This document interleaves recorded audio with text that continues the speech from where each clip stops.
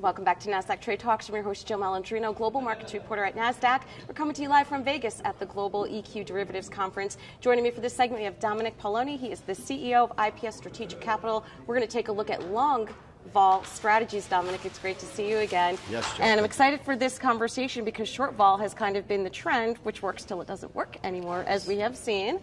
So let's learn more about what you're doing at IPS with long vol. The one I'd like to talk about is our IPS bear strategy. What's interesting about bear strategies is if you think about some of the big bear mutual funds, Hoosman, the Prudent Bear, they have a very, very negative carry in an up market. The market could be up 10, they might be down 10. They're using essentially a short future strategy. Most other people hedge, they use essentially maybe some type of a 60-40 stock bond mix. They're using debt. Hopefully that debt will go up when the market goes down. They're hoping that the covariances hold.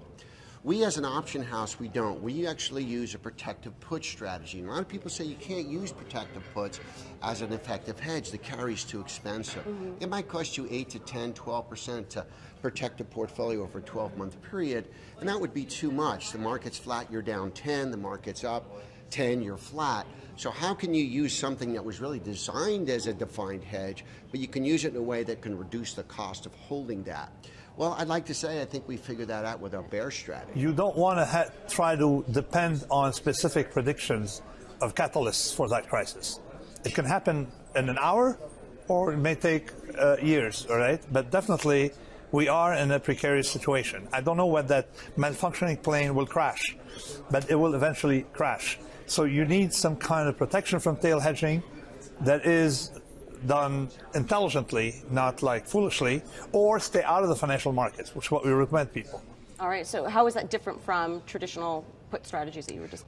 What we're doing is we're essentially able to reduce the cost of holding our long puts, and we do. We don't use VIX to hedge. We don't use volatility to hedge because vol doesn't always respond when the market's drop. And that's what I wanted to ask you because we've seen some extreme machinations in the market, and you still have a VIX between 16 and 20. You would think, based on markets in turmoil headlines, that you'd see VIX way higher than that, and it's really within its historical average. That's exactly right. So you can't depend on VIX just like you can't depend on debt. What I'm saying is that I engage in financial markets if and only if I have tail hedge protection, and it's done right. Otherwise, don't engage in financial markets. Even in treasury bonds or bills? No, especially treasury bonds. Interest rates, the upside from interest, from holding a bond, the upside is limited, and the downside is... Effectively use a tool, a protective put, to hedge and not pay a lot of carry. So what we can do is we can defray the cost by selling short-term to finance a lot of optionality downturn. I learned when I was just learning options, the price of an option roughly equals the square root of time. So that means that if I sell a 9-day option, it might cost me $3. Or I buy a 9-day option, it might cost me $3. If I buy a 144-day option, it costs me $12. So on a relative basis, long-term options are cheap, short-term options are expensive. Right.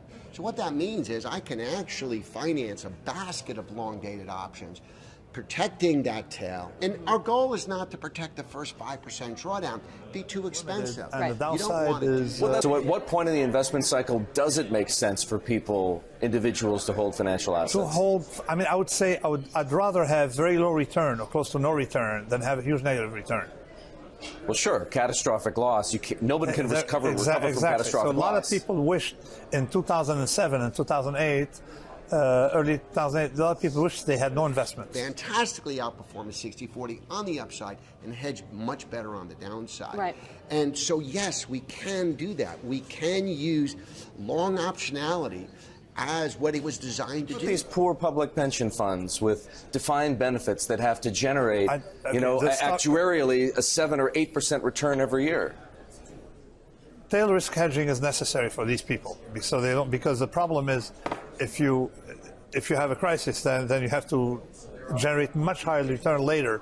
So you need to be able to have higher exposure to risky assets, coupled with more tail risk protection. Use a tool, a protective put, to hedge and not pay a lot of carry. Well, let me tell you the regression work that we've done.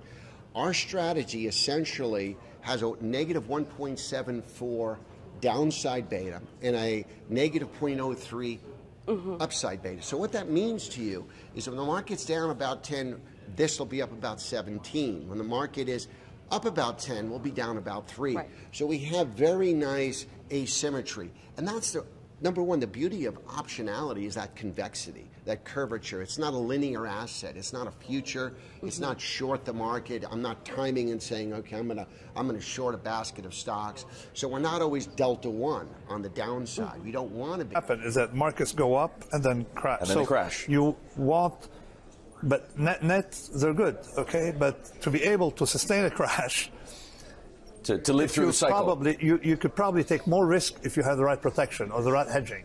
It's not. A lot of people think they can call a broker, buy puts, and it's done. It's much harder than that.